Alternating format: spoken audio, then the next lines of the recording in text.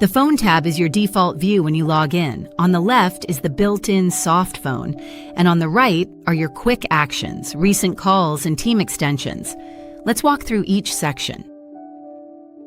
At the top of the Softphone is the number input field. You can type or paste any phone number or extension directly here. As you type, the field is ready for you to press call or hit enter on your keyboard. Below the input field is the dial pad. Tap any digit to add it to the number field, just like a traditional phone. The keys include digits 0 through 9, star, and pound. When your number is ready, press the green call button to place the call. During an active call, you'll see controls for mute, hold, transfer, and an in-call keypad. On the right side, the Quick Actions panel gives you one-click shortcuts.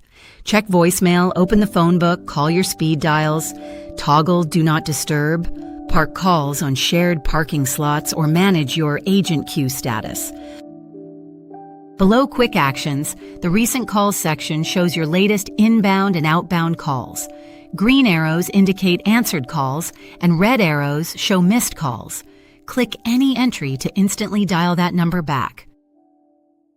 At the bottom, the extensions directory lists every extension in your organization. Each one shows a colored status dot. Green means available, red means on a call, and gray means offline. Click any extension to dial them directly. That's everything on the Phone tab. Your Softphone, Quick Actions, Recent Calls, and Team Extensions are all right here, ready whenever you need them.